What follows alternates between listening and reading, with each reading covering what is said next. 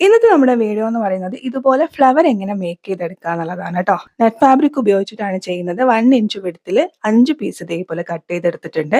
ഈ 5 പീസിന്റെ end portion ഒരേപോലെ വരുന്ന രീതിയിൽ വെച്ചിട്ട് സ്ക്രീനിൽ കാണുന്ന പോലെ കയ്യിൽ ഇതേപോലെ ചുറ്റി കൊടുക്കുകയാണ്. ഇനി കയ്യിൽ ചുറ്റാൻ നിങ്ങൾക്ക് ബുദ്ധിമുട്ടുണ്ടെന്നുണ്ടെങ്കിൽ നിങ്ങൾക്ക് ഒരു കാർഡ്ബോർഡിന്റെ പീസ് എടുത്തിട്ട് അതിന്റെ മുകളിലായിട്ട് ചുറ്റി കൊടുക്കാവുന്നതാണ് കേട്ടോ. ചുറ്റുന്ന സമയത്ത് ഒരേ ഡയറക്ഷനിൽ ചുറ്റാതെ ഒന്ന് അങ്ങോട്ടും ഇങ്ങോട്ടും എന്നുള്ള രീതിയിൽ, അതായത് ലെഫ്റ്റിലേക്കും റൈറ്റിലേക്കും എന്നുള്ള രീതിയിൽ ചുറ്റി കൊടുക്കുക. എത്രയാണോ നിങ്ങൾ എടുത്തിരിക്കുന്ന ലെങ്ത് എന്ന് വെച്ച് കഴിഞ്ഞാൽ ആ ലെങ്ത് എൻഡ് ചെയ്യുന്നത് വരെ സെയിം ഇതേപോലെ ഒന്ന് ഫോളോ ചെയ്യാം. അതിനുശേഷം സെൻട്രലായിട്ട് ഇതേപോലെ നല്ല രീതിയിൽ ഒന്ന് കെട്ടിട്ട് കൊടുക്കുക. കെട്ടിട്ട് കഴിഞ്ഞ് നമ്മൾ കയ്യിൽ നിന്ന് പുറത്തേക്ക് എടുക്കുന്ന സമയത്ത് ഇതിന് 2 ഭാഗവും ഫോൾഡ് ആയിട്ടായിരിക്കും ഇരിക്കുന്നുണ്ടാവുക.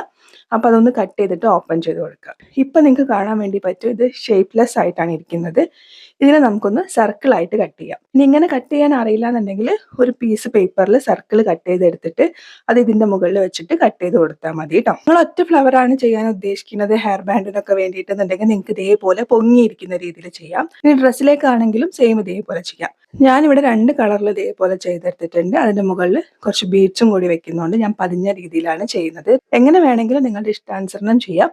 വളരെ എളുപ്പത്തിൽ വളരെ സിമ്പിൾ ആയിട്ട് ചെയ്തെടുക്കാൻ പറ്റുന്നതാണ്. അപ്പോൾ നിങ്ങൾ എല്ലാവരും ചെയ്ത് നോക്കൂ. മറ്റൊരു വീഡിയോ ആയിട്ട് വീണ്ടും വരാം. താങ്ക്